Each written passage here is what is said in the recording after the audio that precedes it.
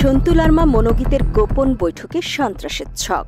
এই শিরোনামে দেশের অন্যতম শীর্ষ জাতীয় দৈনিক আমার দেশ একটি তথ্যভিত্তিক প্রতিবেদন প্রকাশ করেছে। বিভিন্ন তথ্যের বরাতে প্রতিবেদনটি লিখেছেন সোহাগ কুমার বিশ্বাস। প্রতিবেদনে তিনি যা লিখেছেন: খাগড়াছড়ির দীঘিনালার বাসিন্দা করুণালঙ্কার ভান্তে পাহাড়ের সশস্ত্র সংগঠন পার্বত্য চট্টগ্রাম জনসংহতি সমিতির সহ সভাপতি ছিলেন তিনি। পার্বত্য চট্টগ্রাম শান্তি চুক্তির কয়েক বছর পরে ভারতে চলে যান। ভারতীয় গোয়েন্দা সংস্থার তত্ত্বাবধানে নাম বদলে মনোগীত জুম্ম নামে নয়াদিল্লিতে বসবাস শুরু করেন তিনি। সম্প্রতি সামাজিক যোগাযোগ মাধ্যমে তথাকথিত জুম্মল্যান্ডের স্বঘোষিত নেতা হিসেবে নিজের পরিচয় দেন তিনি। তবে ভারত সরকার তাকে পরিচিত করিয়ে দেয় বৌদ্ধ ভিক্ষু হিসেবে। আর এ পরিচয়ে ভারতে বসে পার্বত্য চট্টগ্রামের সন্ত্রাসের ছক কষেন করুণালঙ্কার। সম্প্রতি সরকারকে দেওয়া এক নিরাপত্তা প্রতিবেদনে এই তথ্য উঠে এসেছে। সূত্র জানায়, মনোগীত জুম্ম গোয়েন্দাদের নজরে প্রথম আসেন 2017 সালে। তখন ভারতের একটি বিচ্ছিন্নতাবাদী সংগঠনের কাছ থেকে নেওয়া 41টি গ্রেনেড পার্বত্য এলাকার একটি অজ্ঞাত জায়গায় জেএসএস কর্মীদের হাতে তুলে দেন তিনি। ওই বছরই এ সংক্রান্ত বেশ কিছু ছবি ও ডকুমেন্ট আসে পার্বত্য এলাকা নিয়ে কাজ করা নিরাপত্তা সংস্থার সদস্যদের হাতে। সূত্র বলছে, গত 3 মে পার্বত্য চট্টগ্রাম জনসংহতি সমিতির মূল নেতা জ্যোতিরিন্দ্র বোধিপ্রিয় লারমা অর্থাৎ সন্তু লারমা চিকিৎসার কথা বলে ভারত সফর করেন। তার এ সফর নজরদারিতে রাখেন গোয়েন্দারা। চিকিৎসার নামে ভারতে গেলেও তিনি কোনো প্রকার ডাক্তার দেখাননি বা হাসপাতালে ভর্তি হননি। সরাসরি দিল্লিতে গিয়ে ওঠেন মনোগীত জুম্মর বাড়িতে। সেখানেই কয়েকদিন অবস্থান করেন তিনি। এ সময় পার্বত্য চট্টগ্রামের সন্ত্রাসী কর্মকাণ্ডের তালিকাভুক্ত একাধিক সন্ত্রাসী ওই বাড়িতে আসা যাওয়া করে। সেখানেই পরিবর্তিত রাজনৈতিক পরিস্থিতির সুযোগে পার্বত্য এলাকায় অস্থিরতা সৃষ্টির নতুন ছক তৈরি হয়েছে বলে প্রতিবেদনে উল্লেখ করা হয়েছে। এ প্রক্রিয়ার অংশ হিসেবে গত বছরের জুলাই আন্দোলনকে অনুকরণ করার সিদ্ধান্ত হয়েছে। ভারতীয় গোয়েন্দা সংস্থার তত্ত্বাবধানে সেখানে অবস্থান করা জেএসএস-এর একটি পক্ষকে দিয়ে অনলাইনে ও সামাজিক যোগাযোগ মাধ্যমে বাংলাদেশের নিরাপত্তা বাহিনী ও পার্বত্য এলাকায় বসবাস করা বাঙালিদের সম্পর্কে নেতিবাচক প্রোপাগান্ডা চালিয়ে আন্তর্জাতিকভাবে দেশের ভাবমূর্তি ক্ষতিগ্রস্ত করার পরিকল্পনা রয়েছে। এ পরিকল্পনা ইতিমধ্যেই শুরু হয়েছে।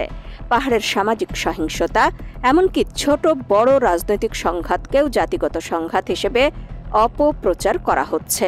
দ্বিতীয় পর্যায়ে রয়েছে শিক্ষা প্রতিষ্ঠানগুলোতে তৎপরতা বাড়ানো। পার্বত্য চট্টগ্রামে বসবাসরত ক্ষুদ্র নৃগোষ্ঠীর শিক্ষিত জনগোষ্ঠীকে বিভ্রান্ত করে তাদের হাতে অস্ত্র তুলে দিয়ে শিক্ষা প্রতিষ্ঠানগুলোতে অস্থিরতা তৈরির পরিকল্পনাও রয়েছে তাদের। এ পরিকল্পনার অংশ হিসেবে গত 26শে জুন রাঙামাটি বিশ্ববিদ্যালয়ের অভ্যন্তরে প্রকাশ্যে সশস্ত্র মহড়া দেয় জেএসএস সদস্যরা। এতে শুধু শিক্ষার্থীই নন, শিক্ষক কর্মকর্তারাও ভীত হয়ে পড়েন। নিরাপত্তা সূত্র বলছে, পার্বত্য শান্তি চুক্তির 27 বছর পার হলেও পার্বত্য চট্টগ্রামে স্থায়ী শান্তি এখনও অধরা।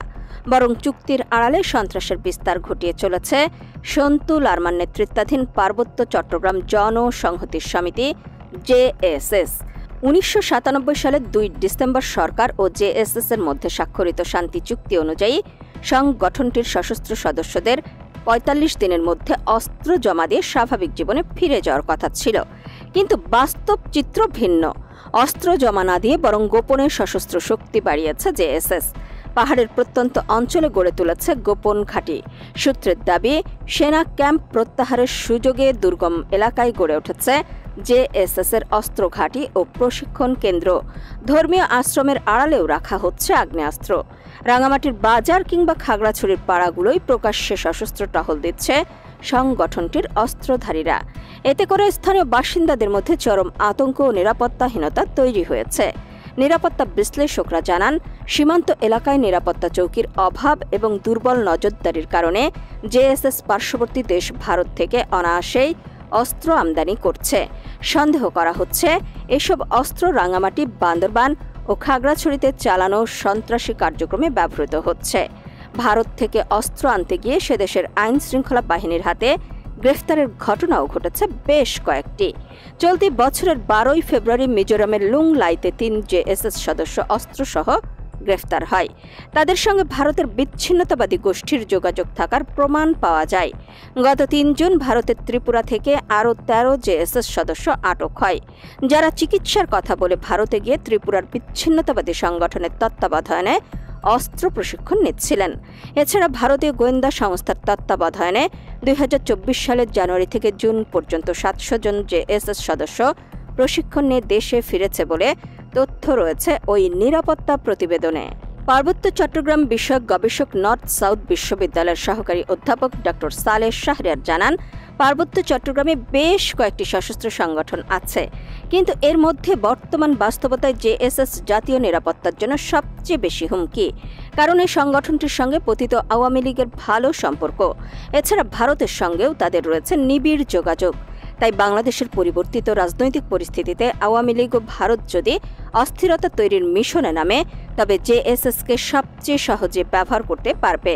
তাই এখনই জেএসএসের অবৈধ অস্ত্র ও সন্ত্রাসী কার্যক্রমের লাগাম না টানলে শুধু পার্বত্য এলাকা নয়, গোটা দেশের স্থিতিশীলতাই হুমকির মুখে পড়তে পারে।